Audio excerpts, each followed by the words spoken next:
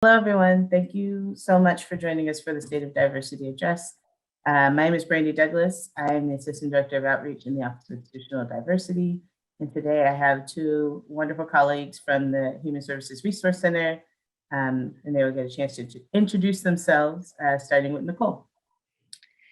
Hi, my name is Nicole Hindes. I oversee the Human Services Resource Center, and I've been at OSU for about 5 years, and I'm really excited to be sharing our work with you today. Hi. Miguel? Hi, my name is Miguel Arellano. I am the Basic Needs Navigator with the Human Services Resource Center. Great. Wonderful to see you both. During this time, we're really wanting to connect with how you continue to do the amazing work at the HSRC during a pandemic. So I would love to hear more about how that work has been modified, or if there's anything new, just in general, how has it been to do the work that you have done this past academic year? And either one of you could start. Miguel, do you want to go first? Go ahead, Nicole. Okay. So in some ways I felt like I saw the pandemic coming. And so we really thought from the get-go about what happens if this is a long process, and how do we make sure that we're going to be okay on the other end of this. So the first couple of weeks or so, we looked at our programs and we're pretty honest about what is the most important, what serves students that are most marginalized by these systems, and how do we make sure those are priorities, and then what's extra that can wait until someday later. And so we made some priority decisions to really focus on the core programs that are most important to helping students stay focused on their academics. And we kept checking in a lot along the way.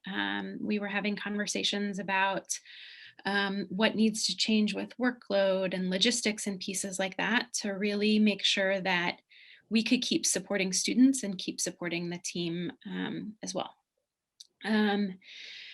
What that meant was that we had to make some adjustments to go remote for things that were remotable. And luckily we have some great ways to support students digitally. Miguel can talk about some of that in a little bit. And then we altered some of our food security programs to really help students get food that makes the most sense for college students who are learning how to cook, who are really trying to eat healthy in an environment with lots of pressure and increased costs. And so we really focused on the core programs to bring kind of the best service that we could to our students. Best overview for now. Miguel, is there anything you want to add to that? Yeah, going off of what Nicole said, we also, as far as my role, we really embrace and utilize technology. So that included scheduling applications, Zoom, and it was pretty seamless. So we were able to continue supporting students remotely through my role, in my capacity, one-on-one in the case management level.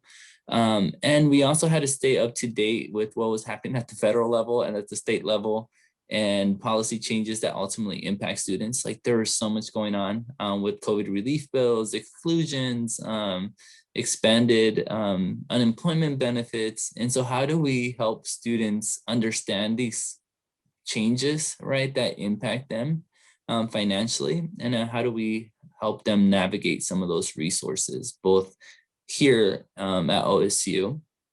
There's also a lot of changes at the university in some of our policies, right? And so how do we also help them be informed and better navigate both state and federal resources? And so we did that through, in my capacity, utilizing a lot of technology and Zoom. And our Instagram. Oh, yes, you all have a great Instagram account. So what were those core programs that you were able to keep a little bit through the pandemic? Our most vital kind of core program is the food pantry. And so we had to shift to make that COVID safe, which meant that there's a tent on our back patio where students come to get food outside now. And we really shifted a lot of where our food sources were coming from. So now we're sometimes getting food from local grocery stores, local organic farms, some other vendors. We have new food products. So students are able to get bread, fresh organic produce, and things like that that are pretty new to even our services. And so that's been a change.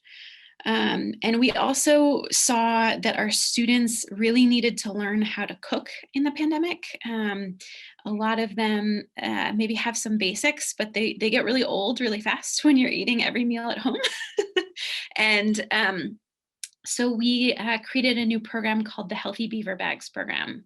And so this has been a program where every Friday afternoon, students can come to the center and pick up a bag of fresh produce. There's usually eggs and yogurt in there, some bread if folks want it, and then the ingredients to make a complete recipe. And so that changes every week. Sometimes it's like one week it was spring rolls, another week had kind of a chickpea curry.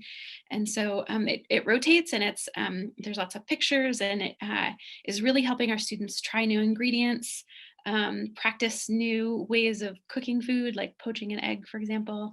And they're telling us that these students really love how it changes and it's fresh and it's something fun to look forward to at the end of the week. So that's been a fun addition to our programs. That's really cool. I don't even know how to poach an egg, so that's that's really cool. You named a little bit about the challenges, but were there any specific challenges that really kind of had to helped you shift your thinking, or is there a challenge that is still unsolved that you were hoping to solve this academic year, or did you feel like you were able to ride through unscathed? Miguel, can you start with this one while I think? Yeah, so I'll talk about in my capacity. So I think we were very creative as far as the HSRC. I would say everything that we wanted to continue doing, we found a creative solution for it. And also our partners as well, like our emergency housing. We just started using DocuSign, our textbook support. We started partnering with the library so they can scan hundreds and thousands of books on their catalog reserves, right? Although we don't have a physical library anymore, we do have catalog reserves now. Our laptop lending program, we found a way to ship laptops with the library. And so a lot of the stuff that we were doing before, we were able to come together and find creative solutions to continue doing it, because these problems were an issue before the pandemic, and they are definitely an issue during the pandemic, and they're going to continue being an issue after the pandemic, right? And so we knew that these services that we were providing before the pandemic, some of these were really important, and we wanted to continue doing it after when the pandemic was here. We just had to find creative ways, and our partners were amazing in coming together and working with us to find ways to make it happen. I would echo all of Miguel's excellent points. I think that one piece that's been a challenge that I still don't really have a good answer to is how folks can help. We have a lot of really caring staff members and community members and faculty across campus. And we regularly hear from folks who want to pitch in and support students and really be a part of this work. And with the pandemic, more people sometimes means more risk. And so we've had to really think about kind of what are the places we can help people plug into in the community, and other ways that they can really support our students and our community members in different ways. So I've got partners in the community at Stone Soup and Meals on Wheels and pieces like that, where there's really been a need for volunteers and a need for more folks to fill some of the gaps. And so it's been one where sometimes the challenge means helping folks learn more about the community and other ways to plug in as well. That's a good point. I wonder, this kind of leads to my last question for you. If that's something that as we transition back to in-person, maybe that's a challenge that could be answered once we're back in person and a little bit more, that's less restrictive. But what are those things? Are you hoping to continue as we come back? Or are there new projects or new interests or new ideas that you're hoping to start after once we come back to in-person next fall? Or what are you excited about? I'm most excited by the relationships my team has been developing. We've really built a strong camaraderie, and we know that we can go through hard things together. And so that makes me kind of excited for what we're going to come back and what a strong team can do in a post-COVID landscape.